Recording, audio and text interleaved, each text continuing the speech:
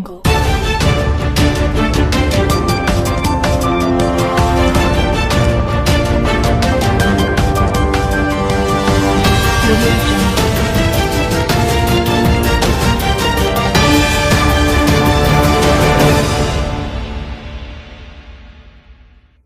To TJNI news. Tirupati assembly ఎన్నికల సందర్భంగా NDA కూటమి అభ్యర్థిని గెలిపించాలని నగర ప్రజలకు విజ్ఞప్తి చేస్తూ గెలిచిన వెంటనే తిరుమల శ్రీవారి దర్శనాన్ని కల్పిస్తామని ఇచ్చిన హామీని నిలబెట్టుకున్న తిరుపతి ఎన్డీఏ కూటమి నేతలు తిరుపతి ప్రజలకు ప్రతి నెల మొదటి మంగళవారం తిరుమల శ్రీవారి దర్శన భాగ్యాన్ని కల్పిస్తూ టీటీడీ ధర్మకర్తల మండలి మొట్టమొదటి సమావేశంలో ప్రకటించిన చైర్మన్ బిఆర్ నాయుడు ఎన్డీఏ కూటమి నేతల చిత్రపటాలకు తిరుపతి శాసనసభ్యులు ఆర్ఎన్ శ్రీనివాసులు ఆధ్వర్యంలో పాలాభిషేకం చేసి తిరుపతి నగర ప్రజల తరపున కృతజ్ఞతలు తెలుపుతున్నామని బీజేపీ నేత నవీన్ కుమార్ రెడ్డి అన్నారు.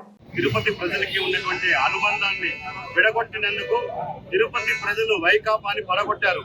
మేము ఆ రోజు ఎన్డీఏ ఎన్నికల సందర్భంగా మా అభ్యర్థి ఆర్ఎన్ శ్రీనివాసులు గారిని అఖండ మెజార్టీతో గెలిపించండి, తిరుపతి ప్రజలకు తిరుమల శ్రీవారి దర్శనాన్ని గతంలో ఏ విధంగా అయితే వైఎస్ఆర్ కాంగ్రెస్ ప్రభుత్వం రద్దు చేసిందో దాన్ని పునఃప్రారంభిస్తామని చెప్పి ఇచ్చిన హామీని ఈ రోజు టీటీడీ చైర్మన్ గా బిఆర్ నాయుడు గారు బాధ్యతలు స్వీకరించిన మొట్టమొదటి సమావేశంలోనే తిరుపతి ప్రజలకు శుభవార్త తెలియజేస్తూ తిరుమల శ్రీవారి దర్శనాన్ని కల్పించారు. నేను ఒకటే చెప్తున్నాను, 5 సంవత్సరాలలో వైఎస్ఆర్ కాంగ్రెస్ ప్రభుత్వం తిరుమల శ్రీవారి సేవా టికెట్లని సినిమా టికెట్ల లాగా అమ్ముకున్నారు. ఈ రోజు విజిలెన్స్ ఎంక్వైరీ జరుగుతోంది, వాస్తవాలన్నీ వెలుగులోకి వస్తాయి.